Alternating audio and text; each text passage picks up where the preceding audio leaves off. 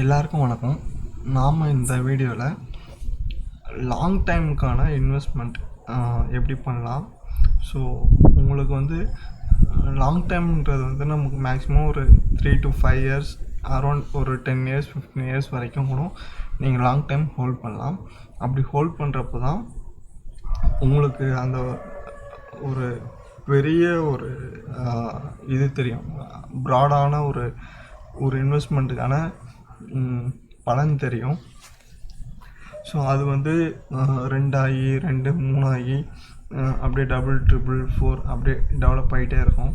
So ஒரு long டைமுக்கு எப்படி நம்ம ஸ்டாக் சூஸ் பண்ணணும், எந்த ஸ்டாக்கெல்லாம் கம்மி ப்ரைஸில் இப்போதைய கிராஷில் எந்த ப்ரைஸ்லாம் லோ ப்ரைஸில் கிடைக்குது, ஸோ எந்தெந்த ஸ்டாக்லாம் ஃப்யூச்சரில் நல்லா வரதுக்கான சான்சஸ் இருக்குதுன்னு இந்த வீடியோவில் பார்க்கலாம். ஃபர்தராக நம்ம சேனலுக்கு நீங்கள் நியூவாக வந்திருந்தீங்கன்னா சப்ஸ்கிரைப் பண்ணுங்கள். அது எனக்கு இன்னும் கொஞ்சம் பெட்டராக எனக்கு இந்த வீடியோ வர வீடியோ பண்ணுறதுக்கு எனக்கு இன்னும் கொஞ்சம் மோட்டிவாக இருக்கும். ஃபர்தராக நம்ம எப்படி ஸ்டாக் சூஸ் பண்ணுறதுன்னு பார்த்துடலாம். இப்போ நம்ம என்எஸ்சி வெப்சைட் நீங்கள் போய்ட்டு பே பண்ணி அப்புறம் மற்ற இதில் நான் தரேன் அட்வைசர் இருக்காங்க அப்படிலாம் இருக்கிறத விட ஈஸியான மெத்தட் நம்ம எப்படி ஸ்டாக் சூஸ் பண்ணலான்னு பார்த்துடலாம். இப்போ நீங்கள் என்எஸ்சி வெப்சைட் வேறு எல்லா வெப்சைட்டை விட என்எஸ்சி வெப்சைட் ஓப்பன் பண்ணிவிடுங்க. ஓப்பன் பண்ணிட்டு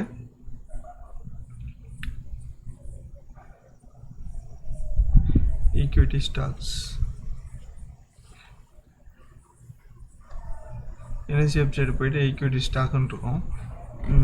மேபி நம்ம இதுலேயும் போகலாம். நான் உங்களுக்கு இங்கேயே காமிச்சிட்றேன். நானும் கொஞ்சம் கொஞ்சமாக இம்ப்ளிமெண்ட் பண்ணிகிட்ருக்கேன். நான் ஃபுல் டைம் ட்ரேடர்ன்றதுனால இன்ட்ராடே பண்ணிட்டு அதற்கான வர ப்ராஃபிட்டை கொஞ்சம் கொஞ்சமாக நான் இது பண்ணிவிடுவேன். லாங் டைமுக்கு இன்வெஸ்ட் பண்ணிகிட்ருக்கேன்.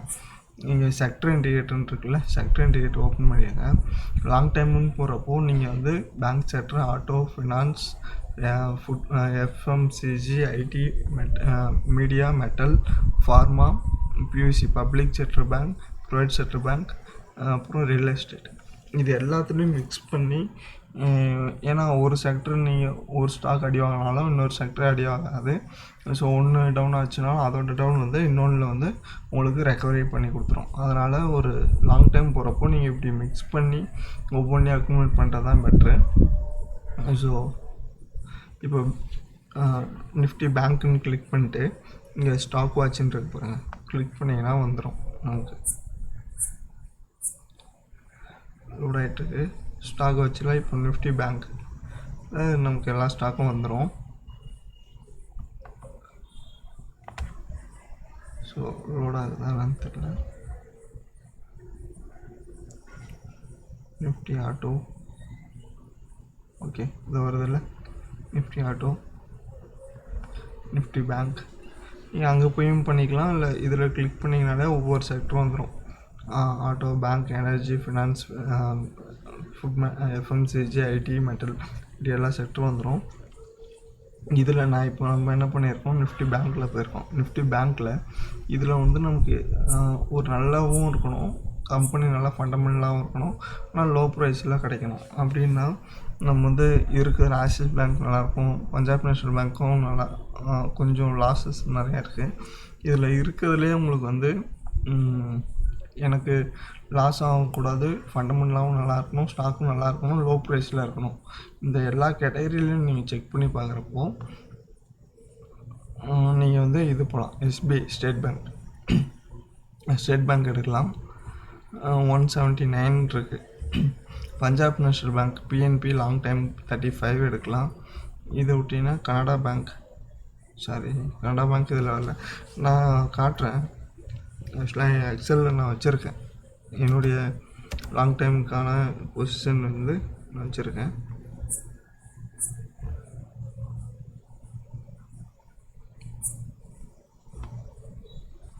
சரி, பார்த்துடலாம். நான் ஒவ்வொரு ஸ்டாக்கும் நான் என்னென்ன பண்ணணும், எப்படி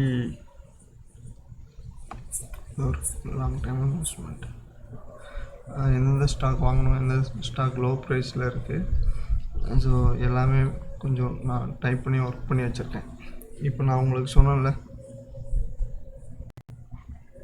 இது எல்லா செக்டரும் நமக்கு இதில் இருக்கிறது எல்லா செக்டரும் நான் எடுத்திருக்கேன். ஆட்டோவிலேருந்து bank Nifty to real estate வரைக்கும் நான் எல்லா செக்டரும் இது என்னுடைய போர்ட்ஃபோலியோவுக்காக நான் ரெடி பண்ணி வச்சுருக்கேன். ப்ரைஸும் கம்மியாக இருக்கணும், லாங் டைமுக்கும் நல்லா வரணும் அப்படின்ட்டு இது பண்ணதுக்காக எடுத்தது. செக்ட்ரு, ஸ்டாக் நேம்ஸ், அப்புறம் குவான்டிட்டி, ப்ரைஸ், டோட்டல் இன்வெஸ்ட்மெண்ட். இப்போது பேங்க் நிஃப்டி பேங்க்கில் பார்த்திங்கன்னா எஸ்பிஐ எடுத்திருக்கேன். ஒரே ஒரு பேங்க்கில் வந்து நல்லா ஃபண்டமெண்டலாக இருக்குது. 1000 குவான்டிட்டி நான் ஸ்டாக் அக்ரிமெண்ட் ஸ்டார்ட் பண்ணது 161 நான் பார்த்துருந்தேன். இப்போ 1000 குவான்டிட்டின்றது நான் ஒரே நாளில் பண்ண மாட்டேன். இதில் 165னா ஸோ நான் இதேமாரி ஒவ்வொரு டைமும் எவ்வளோ ப்ரைஸ் போடுறோமோ இதில் நான் ஒரு 100 ஸ்டாக்கு, இதில் ஒரு 100, இதில் ஒரு 100, ஒரு 50, இதில் ஒரு 250 அப்படின்ட்டு கொஞ்சம் கொஞ்சமாக அக்ரிமெண்ட் பண்ணிட்டு வரேன். இதில் இந்த ஸ்டாக் எல்லாமே நான் காட்டுறேன்.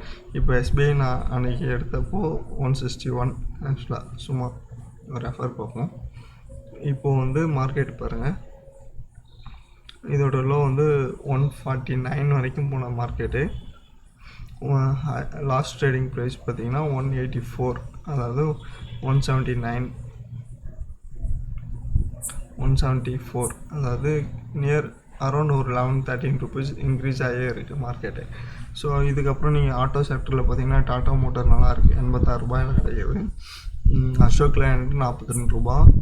பேங்க் ஃபினான்ஸ் சர்வீஸில் ஹெச்டிஎஃப்சி லைஃப் போயிடலாம், இன்க்ரீஸாக தான் இருக்குது, அமௌண்ட் அதிகமாக தான் இருக்குது. ஸோ ஃபினான்ஸ் சர்வீஸ் என்ன சொல்கிறது, ஃபினான்ஸ் சர்வீஸுன்றப்போ நீங்கள் மற்றதெல்லாம் போகிறத விட ஹெச்டிஎஃப்சி நல்லாயிருக்கு. ஸோ சில காஸ்ட் அதிகமாக இருந்தாலும் சிலதை நம்ம இது போடுறது தான் பெட்டராக இருக்கும். ஸோ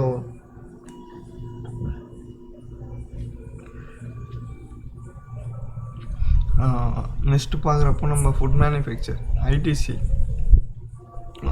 எஃப்எம்சிஜியில் ஒரே ஒரு ஸ்டாக் ஐடிசி எடுத்திருக்கோம் 97. அப்புறம் ஐடியில் வந்து விப்ரோ, மெட்டல். மீடியாவில் எதுவுமே எடுக்கலை, நம்ம அது எப்படி இருக்குன்னு சொல்ல முடியாது. ஸோ மீடியா செக்டர் மட்டும் நம்ம அவாய்ட் பண்ணிட்டு மெட்டல் தான் நமக்கு ஃப்யூச்சரு. எல்லா உங்களுக்கு என்ன சொல்கிறது, எல்லாமே இப்போ ஆட்டோ செக்டர்லேருந்து நம்ம யூஸ் பண்ணுற வீட்டுக்கு யூஸ் பண்ணுறதுலேருந்து எல்லா பொருளுமே நம்ம மெட்டல் யூஸ் பண்ணுறோம்.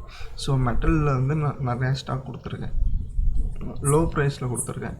ஸோ அபோவ் எல்லாமே பார்த்தீங்கன்னா அபோவ் வந்து 150, 200க்குள்ளே தான் இருக்கும். 1-2 தான் அபோவ் 170 மேலே இருக்குது. 180 ஹையஸ்ட்டாகவே நம்ம எடுத்துருக்குது 180. JSW steel, so Jindal steel, sale வந்து ஸ்டீல் அத்தாரிட்டி ஆஃப் இந்தியா 29 ரூபா, 21 ரூபா வரைக்கும் இருந்துச்சு, 29 ரூபா வந்திருக்கு. ஹிண்டால்கோ காப்பர்ஸ், இல்லை இந்துஸ்தான் காப்பர்ஸ், அப்புறம் ஜேஎஸ்டபிள்யூ, இந்துஸ்தான் ஜிங்க், ஹிண்டால்கோ 138. அப்புறம் பிஎல் ஃபார்மாவில் பார்த்தீங்கன்னா பிஎல், சிப்லா, ஆரோ ஃபார்மா, கேடிலா கேர். அப்புறம் பப்ளிக் செக்டர் பேங்க்கில் Canara bank, Punjab national bank. So Nifty private செக்டரில் டிஎல்எஃப், ஷோபா. அப்புறம் எனர்ஜி செக்டரில் டாடா பவர். ஸோ இது எல்லாமே உங்களுக்கு நீங்கள் கேள்விப்பட்ட நேமாக தான் இருக்கும். எந்த நேமுமே வந்து உங்களுக்கு மார்க்கெட்டு லாஸாக, இந்த கம்பெனியெல்லாம் லாஸ் ஆகுதுன்னா ஃபர்தராக இதோட பேஸ் பண்ணியிருக்க கம்பெனி இன்னும் லாஸஸில் தான் போகுமே தவிர, இது எல்லாமே நல்ல ஒரு பிராண்டோடு இருக்கிற நேமோட இது இருக்கிறது. ஸோ எல்லாமே வந்து ப்ரைஸ் கம்மியாகவும் இருக்குது.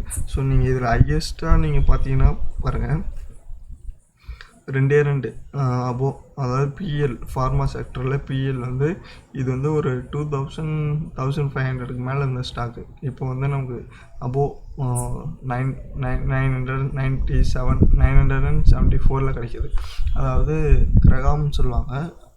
கிரகாம் வந்து யாருன்னு பார்த்தீங்கன்னா வாரன் பஃபட்டுக்கு டீச் பண்ண. வாரன் பஃபட் வந்து அவர்கிட்ட தான் படித்தார். அவர் வந்து இவர்கிட்ட டீச் பண்ணது என்னென்னா, ஒரு ஸ்டாக் வந்து ஒரு கேபிட்டல் வந்து 30% 40% கம்மியாக இருக்குனாலே நீங்கள் அதை அக்யூமுலேட் பண்ணலாம். நல்ல ஃபண்டமெண்டலோட இருக்க ஸ்டாக் அப்படின்றப்போ இது வந்து நமக்கு 2000 நியர், அதாவது 1800-600 இருந்தது. இப்போ 974 கிடைக்குது. நல்ல கம்பெனி.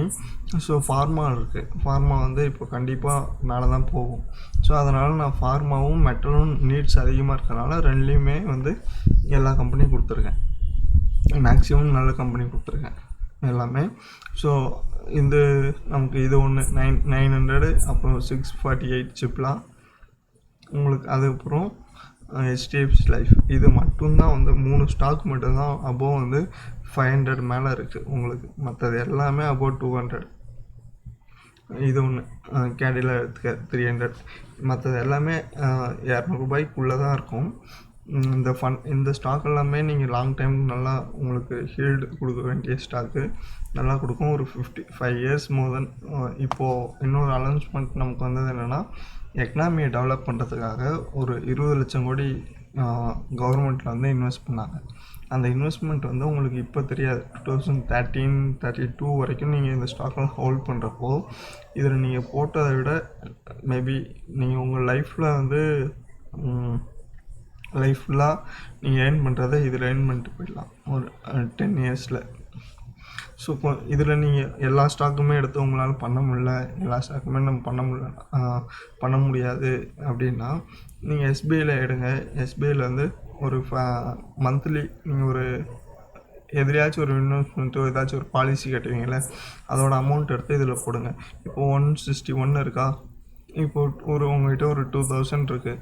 மந்த்லி என் டைம் மிச்சமாகுதுன்னா அந்த 2000க்கு எவ்வளோ ஸ்டாக் வரும்? 215 அரௌண்ட் 200ன்னு வைங்களேன். 200ன்னு வச்சாலே நமக்கு 10 ஸ்டாக் வரும். ஆக்சுவலாக 10 ஸ்டாக்கு நீங்கள் இதை மந்த்லி ஒரு 10 இயர்ஸ் 5 இயர்ஸ் வரைக்கும் அக்யூமெண்ட் பண்ணிகிட்டே வாங்க. ப்ரைஸ் ஏற தான் செய்யும். இருந்தாலும் நீங்கள் 2000 இன்வெஸ்ட் பண்ணி அக்யூமெண்ட் பண்ணிகிட்டே வந்தீங்கன்னா உங்களுக்கு லாங் டைமுக்கு வந்து அதுவே ஒரு நல்லா நீங்கள் போட்ட அந்த இன்வெஸ்ட்மெண்ட்டை நீங்கள் வேறு எங்கே இன்வெஸ்ட் பண்ணியிருந்தாலும் அந்த அளவுக்கு ரிட்டர்ன் தராத அளவுக்கு அந்த இன்வெஸ்ட்மெண்ட் இருக்கும். ஸோ வாரன் பஃபெட் இன்னொன்று என்ன சொல்லுவாருன்னா, நான் வந்து இன்வெஸ்ட் பண்ண கம்பெனி, நான் சூஸ் பண்ண கம்பெனி, ஃபண்டமெண்டலாக இருக்க கம்பெனி எல்லாமே நாளைக்கே நான் எடுக்கணும், நாளைக்கே எடுக்கணும்னு நான் இன்வெஸ்ட் பண்ணது கிடையாது. லாங் டைம் போட்டு தான் நான் எடுத்திருக்கேன். ஸோ ஒரு வெல்த் க்ரியேட் பண்ணவங்க யாருமே வந்து பார்த்திங்கன்னா இன்ட்ராடேவோ இல்லை ஷார்ட் டைமிலோ பண்ண ஹிஸ்ட்ரி அதிகமாக இருக்காது. லாங் டைமில் போய் தான் வெல்த் க்ரியேட் பண்ணவங்களாக இருக்கும். ஸோ ஷேர் மார்க்கெட்டில் நீங்கள் உங்கள் இன்வெஸ்ட்மெண்ட்டை கரெக்டாக பண்ணிங்கன்னா லாங் டைமுக்கு உங்கள் வெல்த் நல்லா மற்ற இன்வெஸ்ட்மெண்ட்டை விட இது சூப்பராக கொடுக்கும். ஸோ இது என் எக்ஸ்பீரியன்ஸில் நான் கற்றுக்கிட்டது. நான் வந்து இதுலேருந்து என்னென்ன அக்யூமெண்ட் பண்ணியிருக்கேன்னா, இப்போ நான் இதில் பண்ணிட்டு வந்ததில் எனக்கு டாட்டா பவர் வந்து 37ல் வாங்கியிருந்தேன். அதாவது 36ல் ஒரு 250 குவான்டிட்டி வாங்கியிருந்தேன். இப்போ எனக்கு அதை டிவிடெண்ட் அனௌன்ஸ் பண்ணியிருக்காங்க. ஸோ நான் அதை மட்டும் உங்களுக்கு காட்டுறேன். டாட்டா பவர் நான் வாங்கியிருந்தது எனக்கு மெயில் வந்திருக்கு. ஆக்சுவலாக டிவிடெண்ட்டு, அதாவது ஒரு ஷேருக்கு வந்து 1.55 பைசே. அதாவது நான் ஒரு 250 ஷேர் வச்சுருக்கேன். அரௌண்ட் எனக்கு ஒரு 350 வரும்னு வைங்களேன். கொஞ்சம் கொஞ்சமாக நம்ம அக்யூமெண்ட் பண்ணுறப்போ இதே தான் நான் சொல்கிறேன். ஏன் நான் இதை காட்டுறேன்னா, ஸோ நம்ம லாங் டைமுக்கு நம்ம அக்யூமெண்ட் பண்ணுறப்போ டிவிடெண்ட் வரும், போனஸும் வரும். ஸோ அந்த ஸ்டாக்கும் வந்து நல்லா ஒரு இம்ப்ரூவ்மெண்ட் ஆகிட்டுருக்கும். இப்போ நான் 37ல் வாங்கின ஸ்டாக்கு நான் இப்போ டாட்டா பவர் எவ்வளோ இருக்குன்னே பார்த்துருவோம். அரௌண்ட் நான் நேற்று பார்க்குறப்போ 47 46ல் இருந்துச்சு, 44 சம்திங். டாட்டா பவர் ஷேர் 40, அதாவது எனக்கு இப்போது 10 ரூபி ஒரு ஷேருக்கு இன்க்ரீஸில் இருக்குது. அதாவது 10 ரூபின்னா உங்களுக்கு 250 into 10 ஜஸ்ட் போட்டுருவோமே. அதாவது என் ப்ராஃபிட் மட்டுமே இப்போது 2500.